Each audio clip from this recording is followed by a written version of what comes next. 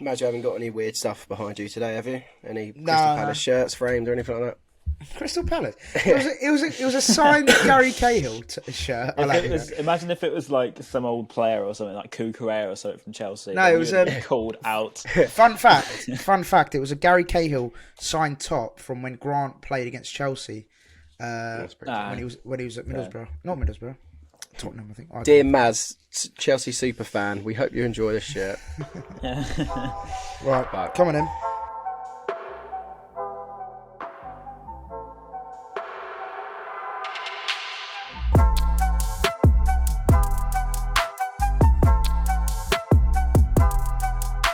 Hello and welcome to Seagulls Social, Season 3, Episode 21. We are your boys, Maz, Ben and Ryan. Boys, what a game. What a day. What a game. What a game. From the disappointment of Arsenal, going from, not a bad performance by any means, but a disappointing result, to then absolutely taking Everton to the cleaners. So it was great fun. Ryan, let's start with you, mate. What was your initial reactions to the result? Do you know what? We'll go into all the analytics of the game and dissect every player on that pitch. But the first thing that I wanted to mention, not actually tying James Tarkowski, which was funny in itself, but the Everton fans. I've never heard such a toxic fan base in my like every single thing that they did, even if it was remotely negative, they booed. Like you know, last season when it was that Brighton fans booed Potter and booed like Mope and stuff. I wonder how Neil feels there. My God, I've never heard such terrible so boos. Toxic. Like one fan base to be so disgusted with their club. Yeah. It was unbelievable to hear in the Premier League. Anyway, mad. I think Lampard's on very limited time, isn't he? I think he's and they hate their owners as well. It seems like a right mess up there. I saw Johnny Sharples tweeted, and I don't know if it was just like a screenshot that was edited. Maybe it was edited. It was. But he said the loudest sound the loudest sound recorded in history came at full-time whistle following Everton's defeat to Brighton Hove Albion on 3rd of January. The chorus of boos from the home supporters reached 320 decibels and could be heard. Oh, this is why it's fake. I never got this far, and could be heard as far away as New Guinea. So that's where I lie. I think that bit would gives give it away, away, Ben. The other bit didn't already. I never made it that far. And Ben, what was your what was your initial reaction to the game? I really, really did not expect that whatsoever. I thought Everton would be kind of bang up for it. They just got a really, really good point out the Etihad against Man City. So I thought if anything's going to be good for them, it'll be their defence. But they were pony defence. And obviously the memes afterwards, not only the memes about Brighton, but like the Everton memes have been so good. It was like one guy was saying he waited until full time to beat the traffic. Like he waited till full time because so many people had left so early. He waited full time to beat the traffic. One guy said that he was picked up in his Uber. And the Uber driver was actually at the game as well, but he had left even earlier. It's just so many class memes came out of it last night. It's so funny. I love it. So, boys, let's dissect the game, and then I've got a few talking points for us. So, first goal, of course, was Magic Man Kaoru Mitoma. What a great goal it was! Great ball by Caicedo. Obviously, great to have him back. So that was lovely. One thing I will question is I thought it was very poor defending from Patterson because the way he sort of. He went forward, then stepped back, and then obviously the ball landed to Mitoma. So it was very poor defending from Patterson, and he got dragged, didn't he, around 16 minutes? So I think he had a bit of a stinker. It was a great play, great build-up play to Kaoru Mitoma. So my question to you, and we'll start with you, Ryan. Just how important? Well, you can talk about the goal, of course, but just how important is Kaoru Mitoma to our system, and is he now the star player? Maz, I'm glad you asked me. And I mean, asking me about I thought I'd start with you first, yeah. But this shows how much of a nerd I am, right? So during my little moment of time where I had nothing else to do today, actually that's a lie. It was a 5-minute thing I did, but I drew up how Zerbi beat them. And from what I watched when I wrote that article for Babel, and I tell you what, I just realised how great we are because that whole move, everything that we did, Caicedo's ball, also Mitoma, Estupinian was fantastic, Colwell was brilliant, but just how fluid it is and how much it works. I mean, I can't believe how Roberto De Zerbi's come in, like literally 2 or 3 months ago, and has us playing his football, his identity so quickly. I mean, considering he's got this, language barrier and everything, and if you believe Graham Souness, he doesn't know our game because he's not English, which is unbelievable. But I can't believe how much he's making his stamp. And yeah, Mitoma was just so lethal. Maybe, the defending wasn't great, but then do you just look at it as it was a very, very good move? Mitoma's on fire, and they just couldn't stop us.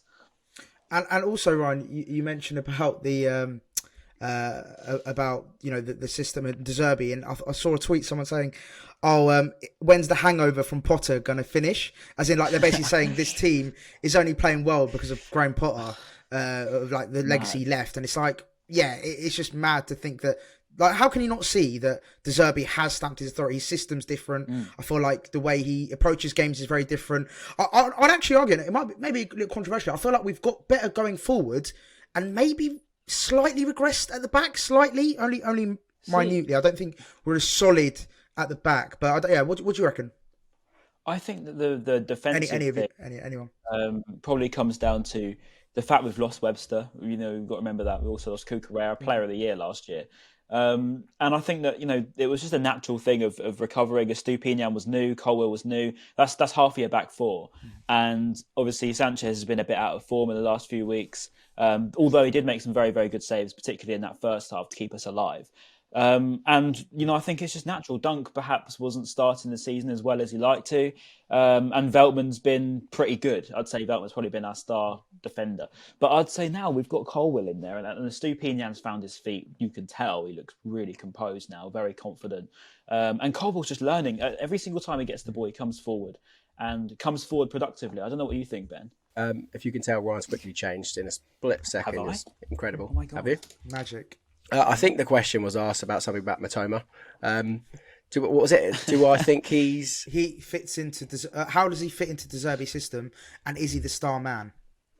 Right now, I think he's a star man.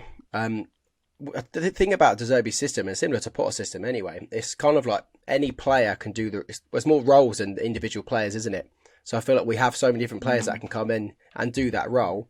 I think right now he's probably the best player in our team that can do that role, if that makes sense. Yeah, I think that's the beauty of our team. Like, we lose players, someone random comes in and does a really, really good job in that role because they're so well drilled in training. Actually, he is a star.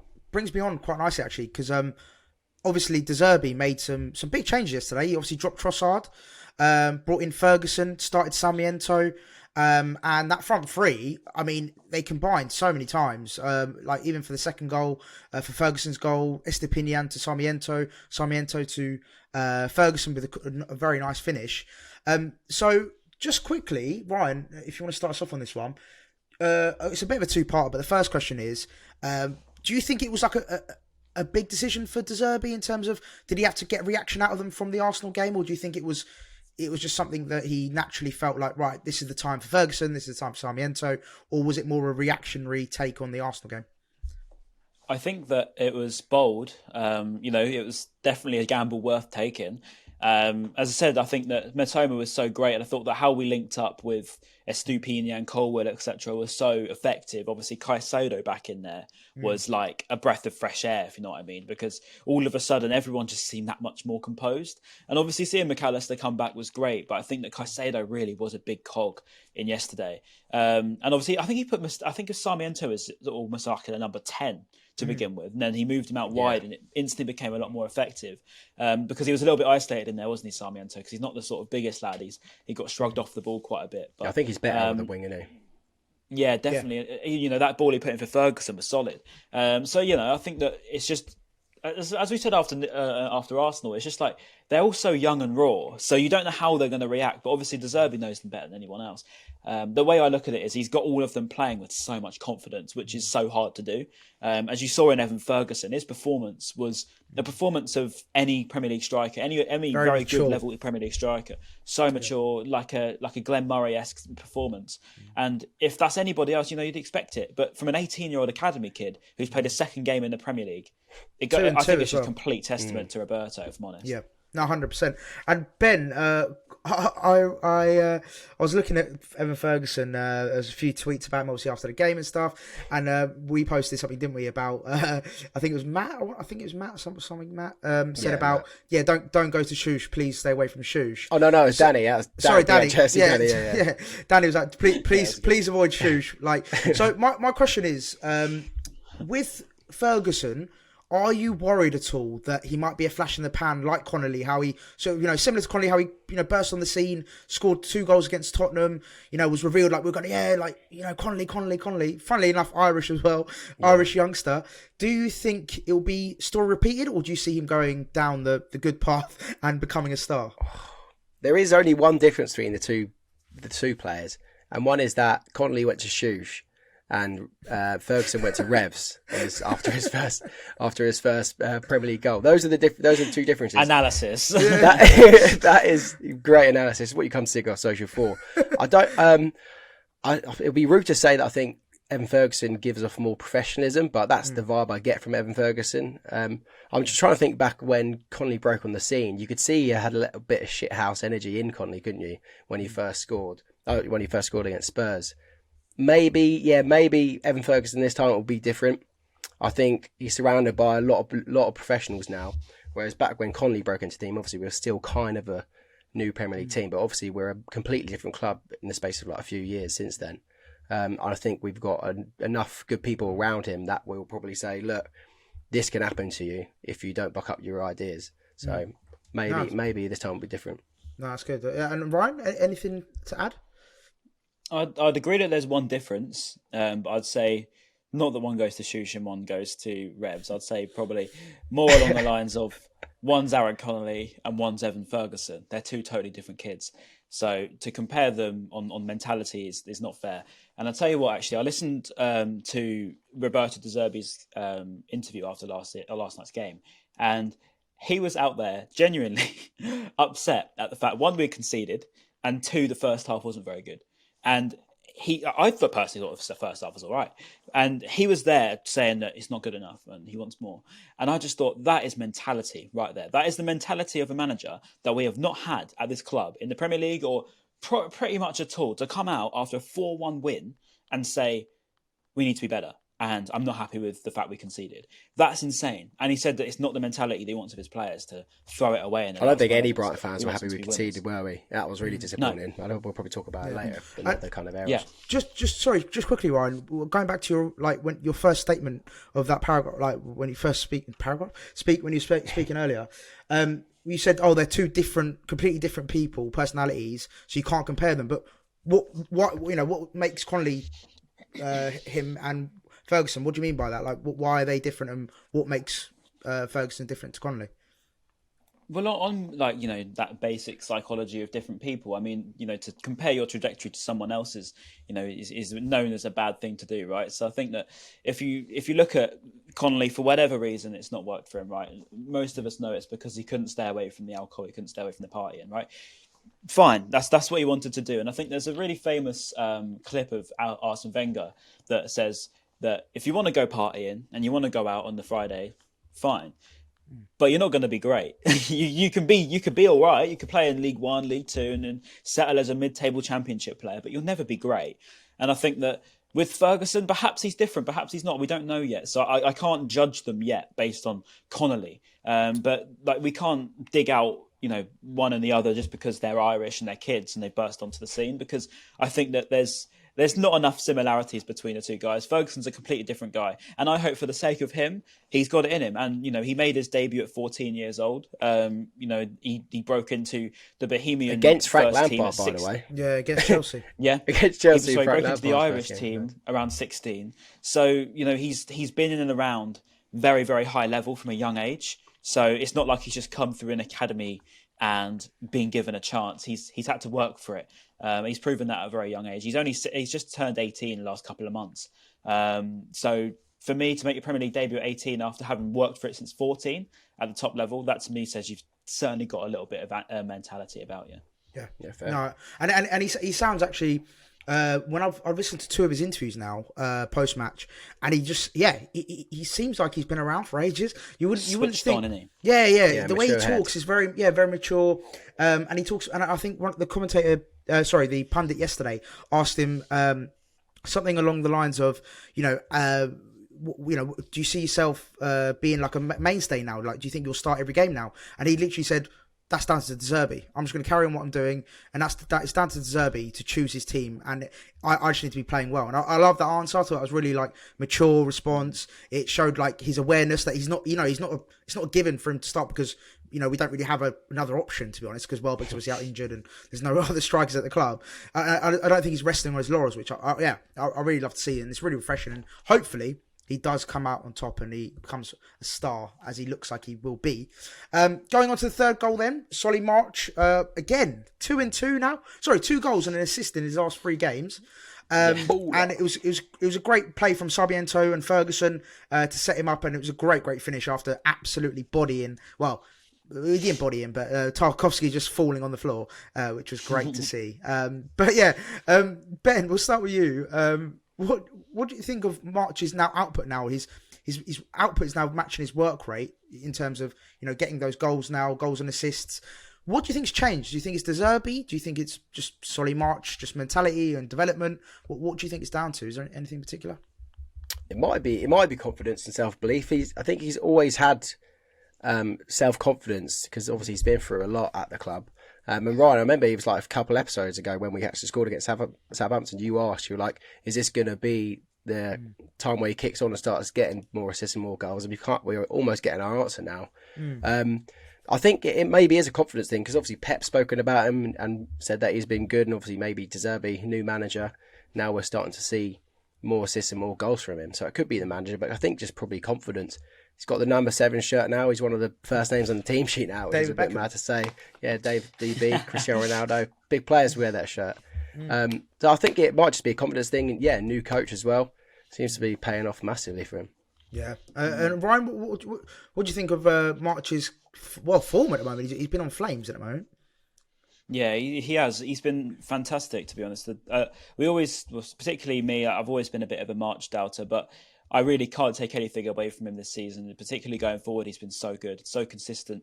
Every single week, you sort of back him to just take on players and get through, and even potentially get a goal nowadays. I mean, it's credit to De Zerbi, as I said earlier. I mean, I spoke to De Zerbi on Monday, and I said to him at the time, I said, this sort of fighting spirit that we've got now. I mean, you saw against Arsenal, we're going to the end, this desire. And you remember he said right at the beginning of when he signed about Solly, he singled him out as a great player. Obviously, a lot of Brighton fans laughed it off, including me. And I thought, really, I don't know about that one. He's okay left wing back. I don't know if he's got enough sort of going forward. But he said to me on Monday, he said that, you need to fight on the pitch. And if no one does fight on the pitch, he doesn't want them to play. And I think that sort of, as I said earlier, that mentality that he seems to have drilled into this team so quickly is a winner's mentality. And we haven't had that in this squad. And I think that it's really showing with Solly March's form, if I'm honest, because you can just see it in him now. Yeah. Lethal. No, he is. And I think it's great. I think it's brilliant that he's now gone from not just being that busy, hard-working player that sort of just like, a lot of fans, didn't they? Like, they're very thick on, like, what does he bring to the team? Goals, assists. I feel like it's one of those opinions that fans love to pull out. It's like, oh, well, what's his goals and assists, mate? Like, he's got, what does he bring to the team? Yeah. But, like, I feel like with him now, you can't really use that argument anymore now because it's like, well, there you go. No. He's now giving that output, and like Brighton fans can't really have anything to sort of throw at him anymore because he's contributing to the team just in general play, but he's also backing up the numbers as well, which is really good. So, and then going on to the fourth goal, and I think was it 2 in 2 minutes we scored? I think it was. So I think 3 and 6. 3 and 6. Yeah. Outrageous. And then, Paul, I think it's Idrissa Gueye with a terrible pass. And then Pascal Gross using absolute blistering pace. It was the genius from Pascal Gross, though. He spotted it. I don't know if you saw that guy's video. He did, He spotted it from a mile before it even happened, like 5 seconds before it had happened. And big brain like you said, slowest person on the pitch, but when you see the game quicker than other people, you're the fastest, and he was in that moment. Love that, Ben. Love that. Yeah, that was actually poetic, wasn't it? I'm going to write that down. We got Peter Drury on the pod, boys. We got Peter Drury. So Ryan, I know you're a massive Gross fan, so this question I've been dying to ask, and you're going to love this one. Is Pascal Gross the most underrated Premier League footballer? Oh, he's got to be up there with his return. I think with the amount that he does for $1.5 million. I think his output, goals and assists. Goals and assists. His just watching him, and as Ben said, how intelligent he is as a footballer. It's clear to see if you watch Pascal Gross, you'll see how intelligent he is. His return is there for all to see. And I think over the last sort of 5 or 6 years, only him and Kevin De Bruyne compete for the amount of chances created, which is insane. Let me talk. You can't. Yeah, you relate Kevin De Bruyne to being, when he does leave Man City and retires or whatever, you'll relate Kevin De Bruyne as being an absolute icon of the Premier League and one of the greatest midfielders to ever play in this league. And Pascal Gross you would consider as, he played at Brighton, didn't he? And you wouldn't think, hang on a minute, he's had similar output to Kevin, who you relate to as, so I think that he's 100% got to be one of them. I don't think you can say the man of it, but he's got to be up there because there's so many great players to play in this competition. But he's got to be up there. He's mentioned, surely. Yeah, 100%. And Ben, we forget that he was like so close to being written off, wasn't it? I think it was when after Chris Hughton left, we thought, that's the end of Pascal, because Hughton played him deep, didn't he? In like 18-19. It was really, really looking really bleak for him. We thought, he's just going to go back to Germany, because I think he was linked with a move back there. And now look at him. Yeah.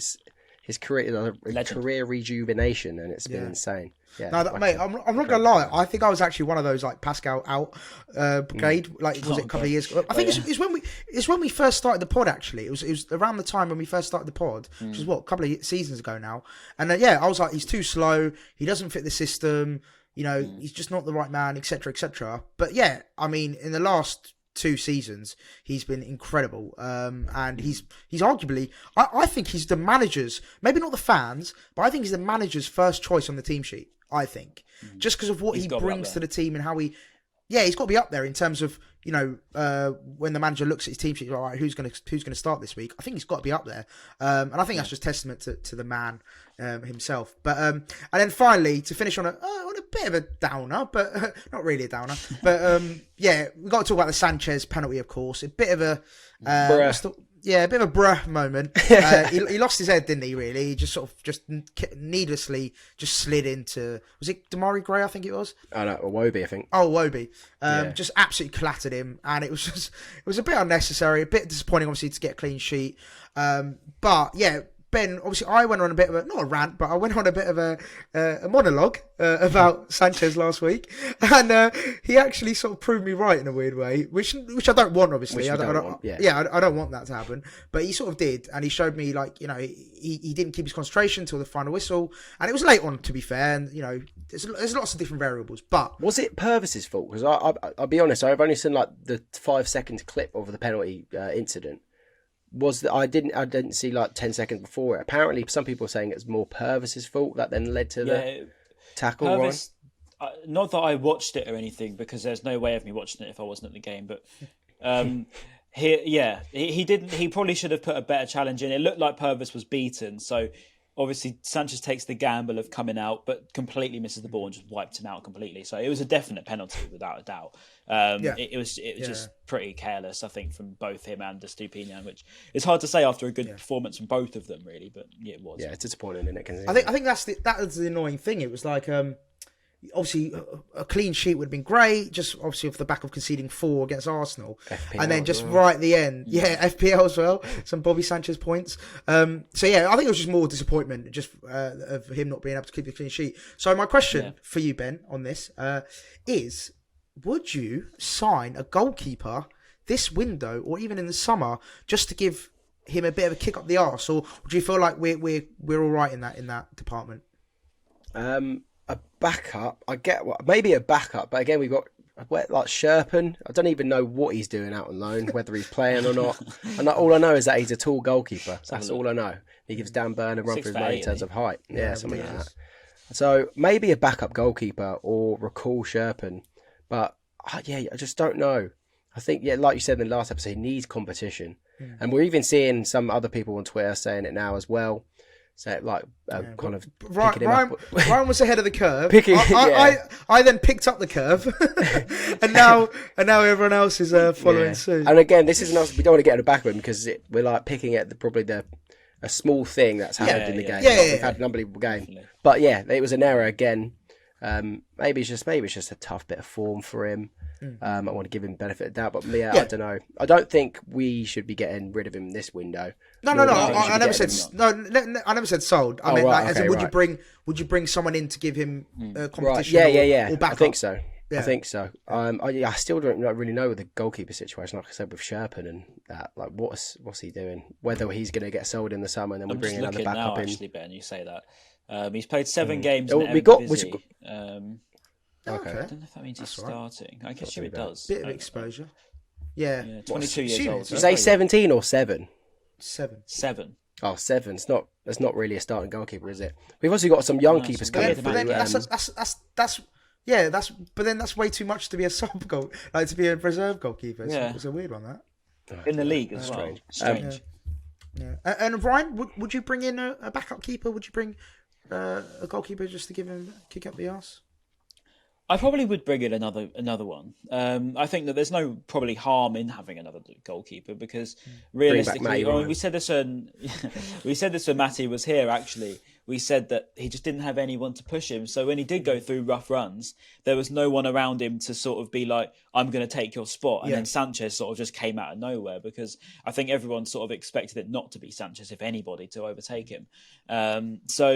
Yeah, I would definitely sign another goalie just to be, a quality goalie to be pushing him to the next level because he thinks, oh, if I make another mistake, I could be in a chance of not being in the team. And I think that, I think David De Gea said something like that a while ago when he was at Man United, that when he went through a tough run, he knew that he had to perform next game. Otherwise, he could be 15, 20, 30, 40 games before he even gets another chance. So I think that fear factor for a goalkeeper is definitely necessary. So I wouldn't be against us getting another one. The future looks bright for the goalkeepers, though. Sorry, quickly. In terms of our young goalkeepers that are coming through, but I don't think any of them are ready yet.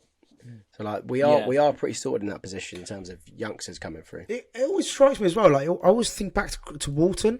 Like I remember he was hyped up. He was going to be like the next big thing. He's going to be like England's number one. And then he just never got a chance. We never gave him a chance. Well, I think he might have started once or twice in the cup. He did really bad on loan, didn't he? Yeah, and then he just kept sending him out on loan, and obviously he eventually left. So yeah, I don't know if a keeper comes in, like will the opportunities be there? I suppose like for example, right now, let's say we had a backup like a young, really good up and coming keeper. I suppose right now, Zerbi could be like, well, look, Sanchez, if you're not pulling your weight, I'm going to give this lad a go. So that is the role of a second choice keeper, though, isn't it? They're ready to play when their first keeper isn't. Like Emi Martinez, like he got his opportunity when Leno was injured against Brighton. Yeah, and now look at him. Like that's what second goalkeepers. That's their mentality. Exactly. Like, remember we had Ankergun on. That's what he was saying. He's like, every keeper thinks, right, it's going to be me next. I need to be ready. And the competition has to be there, and it doesn't seem like it's there at the moment. Yeah, no, 100%. Well then, boys, great result. Absolutely great to bounce back after the disappointing result against Arsenal, and what a way to do it. 4-1 against the Evertonians, and I think it's going to be Lampard bye-bye soon. But maybe, we'll see what happens. I think what our friend of the podcast, Josh, he was saying that he knows someone at Everton, and that they're probably going to stick with Lampard because what was it? I think just because, I guess it's because they know that he's got anywhere, are they?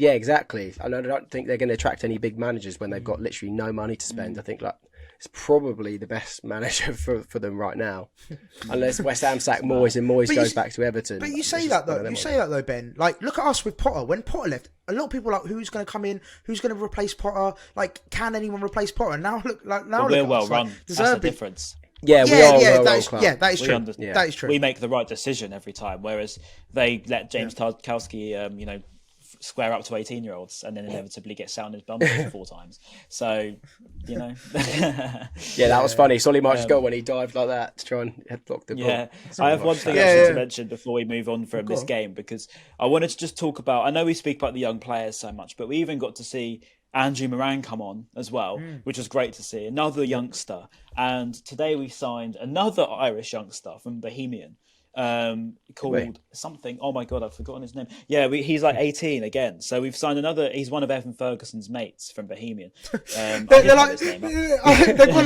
like. So Evan, have you got? You know what? I'm having you as well. Evan, have you got any mates that can kick ball quite well? Who do you used to drink with at the game? Jamie Mullins is in. That's him there. So we've got another one, and the reason I pinpoint him out is because one of the Irish boys that I know, shout out. My God, I've forgotten your name. You know him that well. You forgot his name. Brian. Oh my God. He said anyway that he's a very good box to box, and I said, the inevitable Caicedo replacement then in the future. And to be honest, we joke, but you actually never know with how this club's run. We might see him, and he might be a starting midfielder in the next 3 years. But he might be a Richie Towell. Yeah, I doubt we'll have a Richie Towell again. I like to hope not. But mate, I'm so excited by this young team. I really am. It's just so good to watch. And I say Andrew Moran as well is great. And on that as well, massive credit to Zerbi because he's done it at every club he's been to, hasn't he? He's unearthed some absolute gems. Mudryk, who's now linked to Arsenal. Raspadori, I want to say that's how you pronounce it. Raspadori, Locatelli.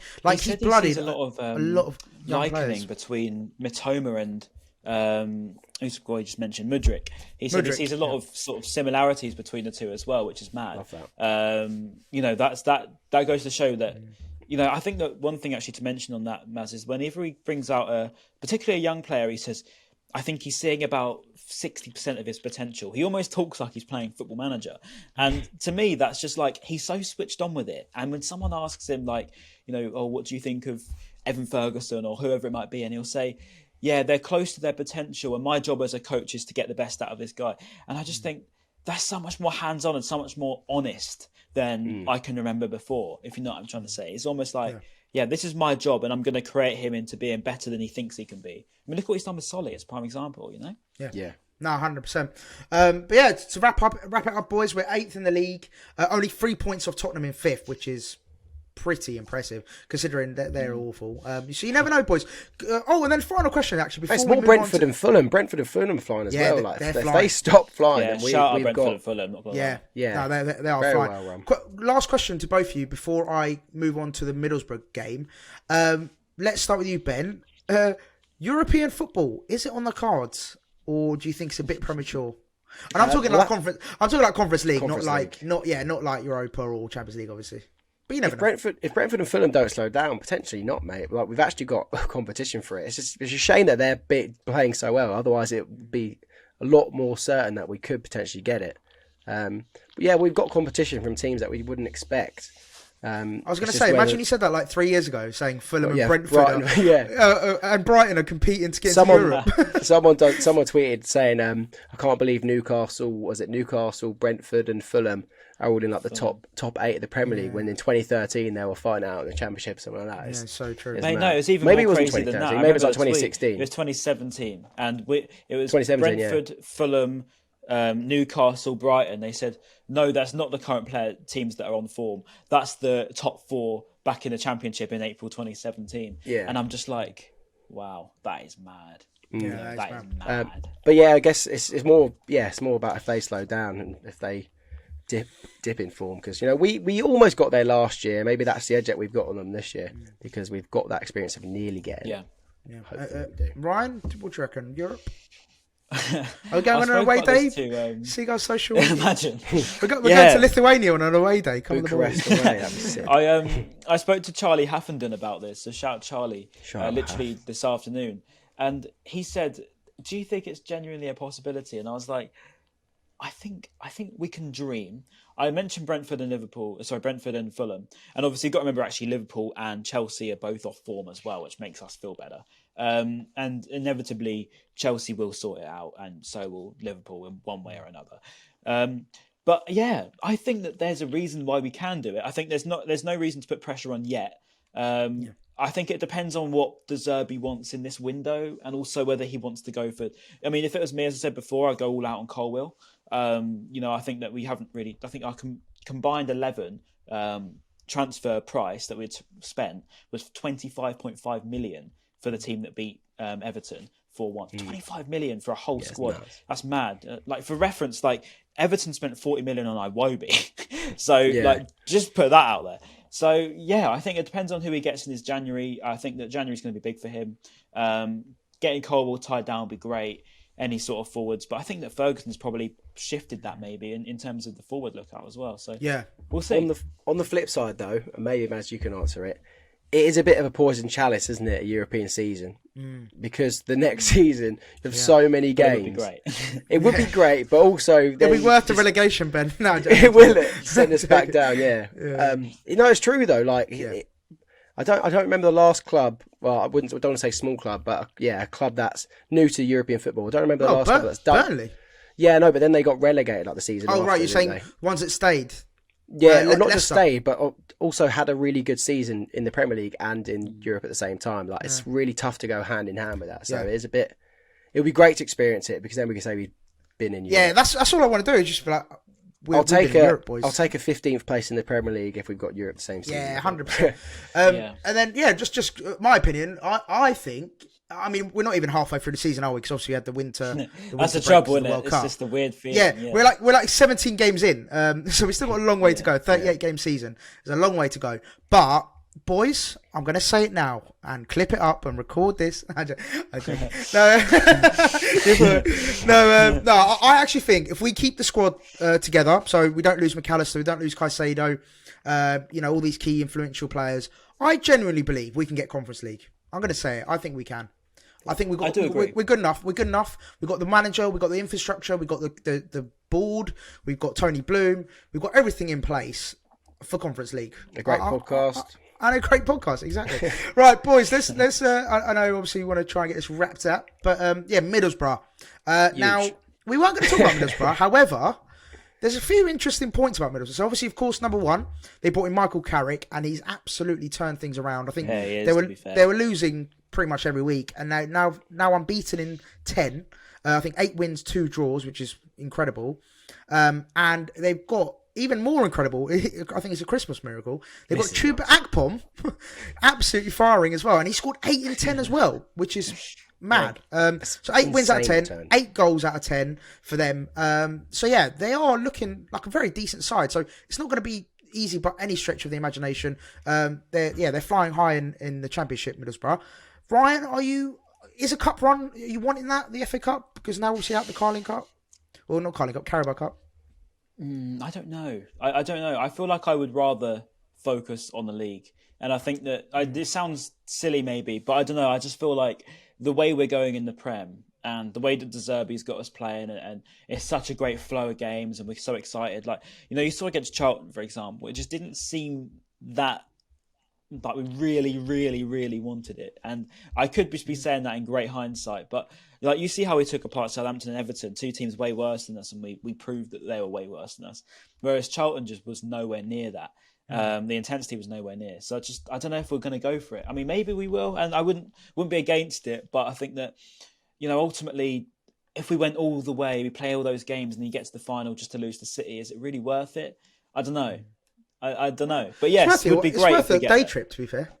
Yeah. But yeah, after that, not so much. Ben, what do you think? Do you think the Middlesbrough game, would you put your best 11 out there, or if you were De Zerbi? I don't think you would. I think to be fair, you say what is our best 11 right now, because we've got such a massive squad now. I think any team that we put on should do a good job. That's fair. If you look at the front four that we played against Everton, you'd expect that. Like a few months ago, you'd expect that to be the team that you play in a cup. Yeah. But now they're starting in the Premier League and balling out. So I don't know. We've got a good enough squad to rely on any kind of 11 to do a good job. Yeah. I'd like to see youngsters. I love seeing youngsters play football, especially for Brighton. Like that's just so exciting. Because like if we saw Tarkovsky, didn't even know who Sarmiento was, getting turned inside out by him. Like, it must be so weird being like a defender playing against all these random players that you've never heard of before, and you're like, shit, they're actually good. You must underestimate them. I know you're probably not meant to. I saw actually Ben, say that. Sorry, just to interrupt you quick on that note. Palace fan was like, Brighton have literally put a load of school kids out on a football pitch today, and they're still bagging goals. It's like, I'm so tired. It's just so funny to watch. I do love all those memes. Like, where do they keep getting these regens from? Like, who's Evan Ferguson? Where did he come from? Literally are, mate, isn't it? It's like someone was like, Sarmiento's not even a real name. It's so funny though, because like obviously within our fan base, like obviously we're fans, we watch, we follow the club obviously. So to us, it's just like, oh, these are like, we've known about these guys. So even with McAllister, we knew about how good McAllister was since like middle of last year, or the beginning of last year. Last season.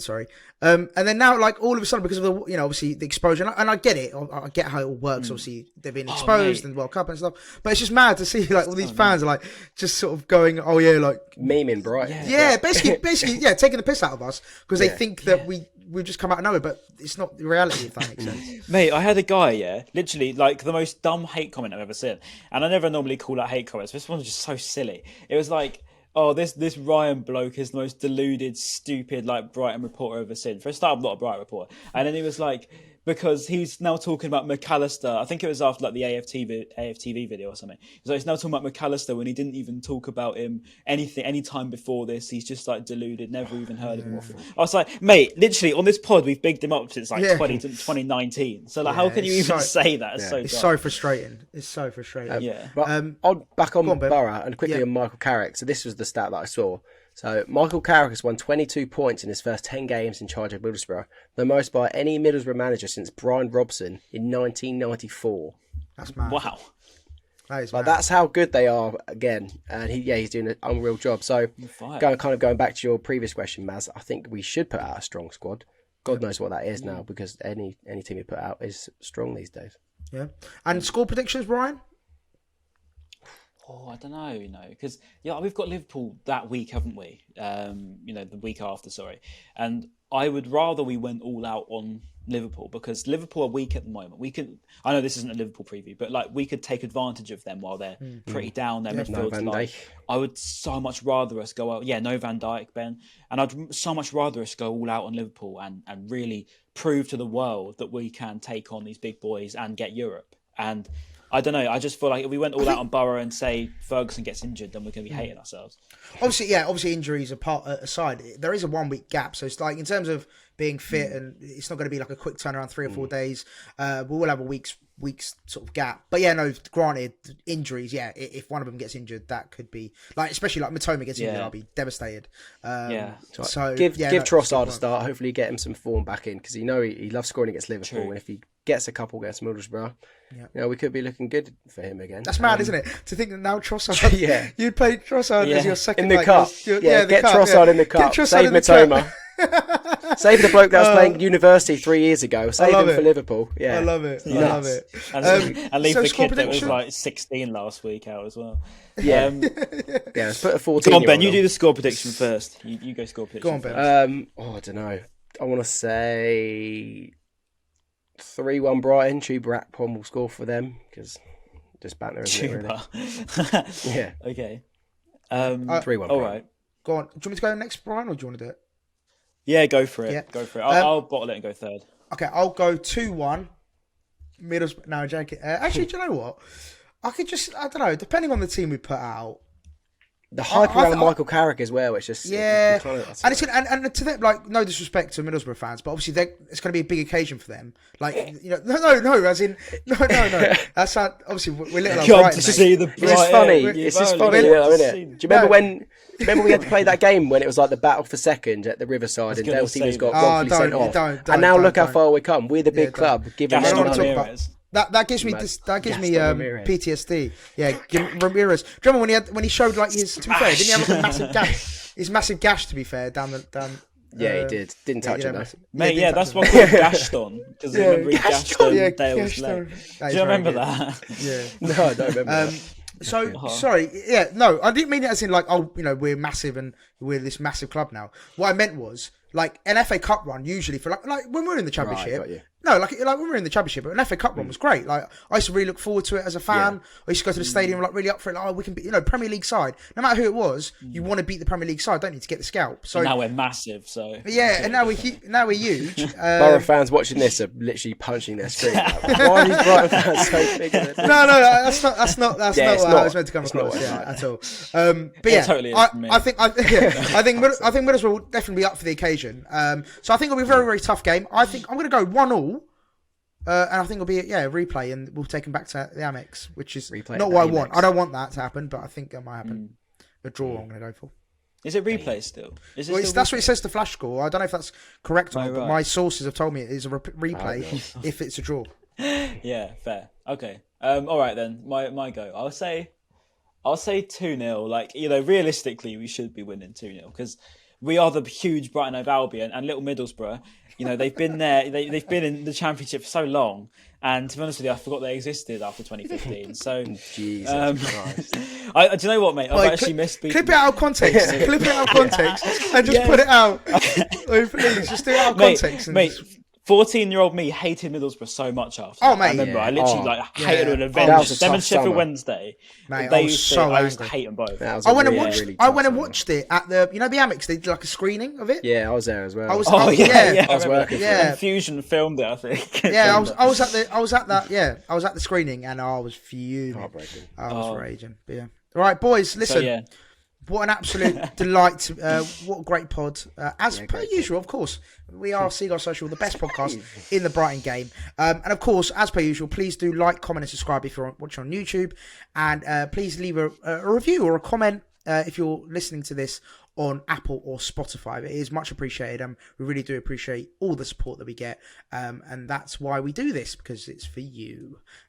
So, thank you so much. Boys, comments below. Oh, comments below, of course. What should we have?